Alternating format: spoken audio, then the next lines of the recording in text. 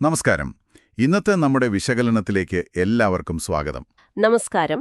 ഇന്ന് നമ്മൾ നോക്കുന്നത് കേരള ഹൈക്കോടതിയുടെ ഈ അടുത്ത് വന്ന ശ്രദ്ധേയമായ ഒരു വിധിയാണ്. അതെ, ഒരു സ്വകാര്യ മെഡിക്കൽ കോളേജ് ട്രസ്റ്റും കേരള സർക്കാരും തമ്മിലുള്ള ഒരു കേസാണിത്. വിഷയം എന്താണെന്ന് വെച്ചാൽ കോവിഡ്-19 സമയത്ത് ഓർമ്മയുണ്ടാളുമല്ലോ ആ കാലം. അപ്പോൾ ദുരന്ത നിവാരണ നിയമം ഉപയോഗിച്ച് സർക്കാർ ഈ കോളേജിന്റെ കെട്ടിടങ്ങളും പിന്നെ ഉപകരണങ്ങളും ഒക്കെ ഏറ്റെടുത്തിരുന്നു. ശരിയാണ്. എന്നാൽ പിന്നീട് ഇതിനൊരു നഷ്ടപരിഹാരം നൽകുന്ന കാര്യത്തിൽ ഒരു തർക്കമുണ്ടായി. അതാണ് നമ്മൾ ഇന്ന് നോക്കുന്നത്. അതെ, നമ്മുടെ കയ്യിലുള്ളത് ഈ കേസിലെ ഹൈക്കോടതി വിധിയുടെ പ്രധാന ഭാഗങ്ങളാണ്. അപ്പോ എന്താണ് ശരിക്കും ഈ തർക്കത്തിന്റെ കാതൽ? സർക്കാർ എന്തിനാണ് നഷ്ടപരിഹാരം നിഷേധിച്ചത്? കോടതിയുടെ നിലപാടെന്തായിരുന്നു? നമുക്കിതിലേക്കൊന്ന് ആഴത്തിൽ നോക്കാം. തീർച്ചയായും. ശരി, അപ്പോൾ കാര്യത്തിലേക്ക് കടക്കാം. 2020 മാർച്ചിൽ ഈ SR educational and charitable trust നടത്തുന്ന മെഡിക്കൽ കോളേജ്, അതിന്റെ മുഴുവൻ സൗകര്യങ്ങളും ജീവനക്കാരെയും ഉൾപ്പെടെ തിരുവനന്തപുരം DMOയ്ക്ക്, അതായത് ജില്ലാ മെഡിക്കൽ ഓഫീസർക്ക് കൈമാറാൻ ജില്ലാ ദുരന്ത നിവാരണ അതോറിറ്റി ഒരു ഉത്തരവിറക്കി. അതെ, ഇത് ദുരന്ത നിവാരണ നിയമം 2005-ലെ ചില അധികാരങ്ങൾ വകുപ്പുകൾ 26, 30, 34 വെച്ചിട്ടായിരുന്നു. ശരി. തുടർന്ന് കോളേജിന്റെ മിക്കവാറും എല്ലാ സൗകര്യങ്ങളും, അതായത് ഹോസ്പിറ്റൽ, ഹോസ്റ്റലെല്ലാം ഘട്ടം ഘട്ടമായിട്ട് കോവിഡ് പ്രതിരോധ പ്രവർത്തനങ്ങൾക്കായി സർക്കാർ ഏറ്റെടുത്തു. CFLT, SLT എന്നൊക്കെ പറയില്ലേ, അതുപോലെ? അതെ, Covid first line treatment centre, second line treatment centre ഒക്കെ ആയിട്ട്. ഈ സമയത്തെല്ലാം ട്രസ്റ്റ് സർക്കാരുമായി പൂർണ്ണമായി സഹകരിച്ചു എന്നതും നമ്മൾ ഓർക്കണം. ഏകദേശം 1.5 വർഷത്തോളം, അതായത് 2021 നവംബർ വരെയൊക്കെ ഈ സൗകര്യങ്ങൾ സർക്കാർ ഉപയോഗിച്ചു. അതെ, കുറച്ചധികം കാലം. പക്ഷേ ഇതിനൊരു വാടകയോ നഷ്ടപരിഹാരമോ ഒന്നും നൽകിയില്ല. അവിടെയാണ് പ്രശ്നം തുടങ്ങുന്നത്. ഇതോടെയാണ് ട്രസ്റ്റ് ഏകദേശം ഒരു 46 കോടി രൂപ നഷ്ടപരിഹാരം ആവശ്യപ്പെട്ട് സർക്കാരിനെ സമീപിച്ചത്. 46 കോടി രൂപ, അതൊരു വലിയ തുകയാണ്. അതെ. അപ്പോൾ എന്തായിരുന്നു സർക്കാരിന്റെ ഔദ്യോഗിക നിലപാട് ഈ ആവശ്യം കിട്ടിയപ്പോൾ?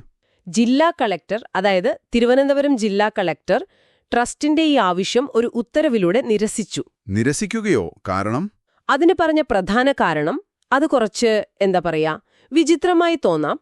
സർക്കാർ ഉപയോഗിച്ച കെട്ടിടങ്ങളുടെ ചില ഭാഗങ്ങൾക്ക് നിർമ്മാണാനുമതിയുമായി ബന്ധപ്പെട്ട ചില പ്രശ്നങ്ങൾ പണ്ടുണ്ടായിരുന്നു എന്നതാണ്. ഓഹോ. അതുകൊണ്ട് വാടക നൽകാൻ കഴിയില്ല എന്നായിരുന്നു കളക്ടറുടെ കണ്ടെത്തൽ. അതായത് പണ്ടെന്തോ ഒരു അനുമതി പ്രശ്നം ഉണ്ടായിരുന്നു, അതുകൊണ്ട് ഇപ്പോൾ വാടക തരില്ലെന്ന്. അതെ. അതുപോലെ ഏറ്റെടുത്ത മെഡിക്കൽ ഉപകരണങ്ങളുണ്ടല്ലോ, ബെഡ്, വെന്റിലേറ്റർ, അങ്ങനെയുള്ളവ. അതെ, അങ്ങനെയുള്ള ഉപകരണങ്ങൾക്ക് വാടക നൽകാൻ നിലവിൽ പ്രത്യേക വ്യവസ്ഥകളൊന്നുമില്ലെന്നും പിന്നെ കേടായതോ കാണാതായതോ ആയ ഉപകരണങ്ങൾക്ക് വില നൽകാനാവില്ലെന്നും ഒരു നിലപാടെടുത്തു. ഈ കെട്ടിടത്തിന് അനുമതി പ്രശ്നമുണ്ടായിരുന്നു എന്ന വാദം, അത് ഒരു ദുരന്ത സാഹചര്യത്തിൽ ഇത്രയും കാലം ഉപയോഗിച്ചതിന് ശേഷം ഇങ്ങനെ പറയുന്നത് ശരിയാണോ? അതെ, അതുതന്നെയാണ് ചോദ്യം. കാരണം ട്രസ്റ്റ് പറയുന്നത് അവരുടെ കയ്യിൽ പഞ്ചായത്തിന്റെ NOC ഒക്കെ ഉണ്ട്, കെട്ടിടം പൂർത്തിയാക്കിയ സർട്ടിഫിക്കറ്റ് ഉണ്ട്, നികുതി അടയ്ക്കുന്നുണ്ട് എന്നൊക്കെയാണ്. ശരിയാണ്, അവരത് രേഖകൾ സഹിതം പറയുന്നുണ്ട്. അപ്പോ ഈ ഒരു അടിയന്തര ഘട്ടത്തിലെ ഉപയോഗത്തിന് പഴയ ഒരു സാങ്കേതിക പ്രശ്നം തടസ്സമാകുമോ നഷ്ടപരിഹാരം കൊടുക്കാൻ? ഇവിടെയാണ് കോടതിയുടെ ഇടപെടൽ വരുന്നത്, അല്ലേ? കൃത്യമായും. ഈ ചോദ്യമാണ് കോടതി പ്രധാനമായും പരിശോധിച്ചത്. കോടതിയുടെ നിലപാട് വളരെ വ്യക്തമായിരുന്നു. എന്തായിരുന്നു അത്? കോടതി പറഞ്ഞു, കെട്ടിട നിർമ്മാണത്തിൽ ഒരുപക്ഷേ മുൻകാലങ്ങളിൽ എന്തെങ്കിലും നിയമലംഘനങ്ങൾ ഉണ്ടായിട്ടുണ്ടാകാം. അതിൽ തർക്കമില്ല. അതിൽ ബന്ധപ്പെട്ട അധികാരികൾക്ക്, അതായത് പഞ്ചായത്തിനോ മറ്റോ നിയമപ്രകാരം നടപടിയെടുക്കാം. അത് വേറെ കാര്യം. ശരി. എന്നാൽ ദുരന്ത നിവാരണ നിയമപ്രകാരം ഒരു കെട്ടിടം അടിയന്തരമായി ഏറ്റെടുത്തുപയോഗിച്ച സർക്കാരിന് ആ പഴയ സാങ്കേതിക കാരണം ചൂണ്ടിക്കാട്ടി അതിന് നൽകേണ്ട വാടകയോ നഷ്ടപരിഹാരമോ നിഷേധിക്കാൻ ഒരു അധികാരവുമില്ല. ഓഹോ.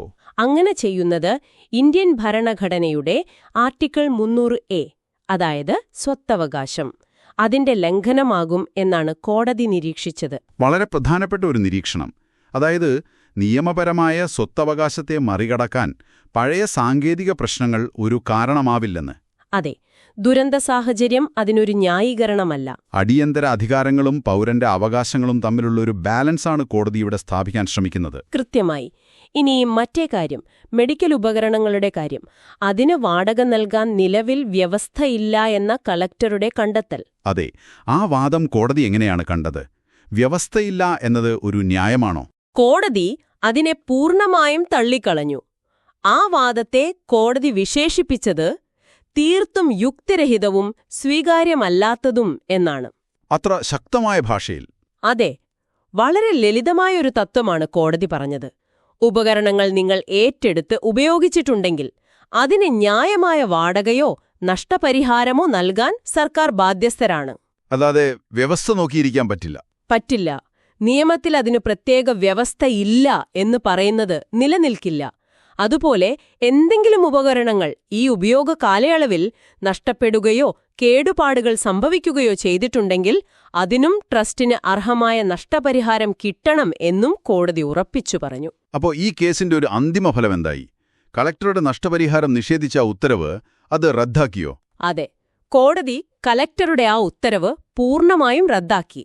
എന്നിട്ട് ട്രസ്റ്റിന്റെ നഷ്ടപരിഹാരത്തിനായുള്ള അപേക്ഷ വീണ്ടും നിയമപരമായി പരിഗണിച്ച് 3 മാസത്തിനകം, ശ്രദ്ധിക്കണം, 3 മാസത്തിനകം അർഹമായ തുക കണക്കാക്കി നൽകാൻ ജില്ലാ കളക്ടറോടും ജില്ലാ ദുരന്ത നിവാരണ അതോറിറ്റിയോടും നിർദ്ദേശിച്ചു. അപ്പോൾ വീണ്ടും പരിഗണിച്ച് തീരുമാനമെടുക്കണം. അതെ.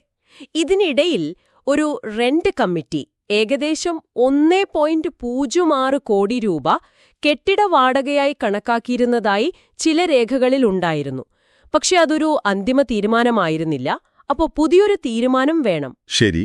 ഈ കേസില് നമ്മൾ ശ്രദ്ധിക്കേണ്ട ഒരു പ്രധാന കാര്യം ഇതാണ്. ദുരന്ത നിവാരണ നിയമം സർക്കാരിന് അടിയന്തര സാഹചര്യങ്ങളിൽ വലിയ അധികാരങ്ങൾ നൽകുന്നുണ്ട്, ശരിയാണ്. എന്നാൽ ആ അധികാരങ്ങൾ പൗരന്മാരുടെ ഭരണഘടനാപരമായ അവകാശങ്ങളെ, പ്രത്യേകിച്ച് സ്വത്തവകാശത്തെ ഇല്ലാതാക്കുന്നില്ല എന്നതാണ് പ്രധാനം. അതായത് അധികാരമുണ്ട്, പക്ഷെ അത് അനിയന്ത്രിതമല്ല. അതെ. പൊതു ആവശ്യത്തിനായി സ്വകാര്യ സ്വത്ത് ഉപയോഗിക്കുമ്പോൾ ന്യായമായ നഷ്ടപരിഹാരം നൽകേണ്ടത് സർക്കാരിന്റെ ഉത്തരവാദിത്തമാണ് എന്ന് ഈ വിധി അടിവരയിടുന്നു. പഴയ സാങ്കേതിക പ്രശ്നങ്ങൾ അതിനൊരു തടസ്സമല്ല.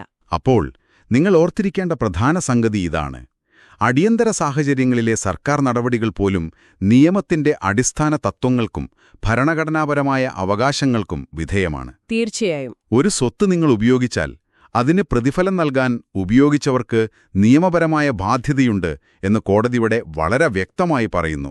ഇത് നമ്മെ ഒരു പ്രധാനപ്പെട്ട ചിന്തയിലേക്ക് കൊണ്ടെത്തിക്കുന്നുണ്ട്. അതായത്, പ്രതിസന്ധി ഘട്ടങ്ങളിൽ ഇതുപോലുള്ള അസാധാരണമായ അധികാരങ്ങൾ പ്രയോഗിക്കുമ്പോൾ കാര്യങ്ങൾ വേഗത്തിൽ നടപ്പാക്കേണ്ടതിന്റെ ഒരു ആവശ്യകതയുണ്ട്. പക്ഷെ അതോടൊപ്പം തന്നെ നീതിയും സുതാര്യതയും വ്യക്തിഗത അവകാശങ്ങൾ സംരക്ഷിക്കേണ്ടതിന്റെ ആവശ്യകതയുമുണ്ട്. ഇത് രണ്ടും എങ്ങനെയാണ് സർക്കാരുകൾക്ക് ഒരുമിച്ച് സന്തുലിതമായി കൊണ്ടുപോകാൻ കഴിയുക? അതൊരു വലിയ ചോദ്യം തന്നെയാണ്. നിങ്ങൾക്ക് ചിന്തിക്കാനായി ഈ ചോദ്യം ഇവിടെ നൽകുകയാണ്. തീർച്ചയായും പ്രസക്തമായ ഒരു ചോദ്യം. ഈ വിഷയത്തെക്കുറിച്ചുള്ള നമ്മുടെ ഇന്നത്തെ ഈ വിശകലനം ഇവിടെ അവസാനിക്കുന്നു. അടുത്ത തവണ മറ്റൊരു വിഷയവുമായി കാണാം.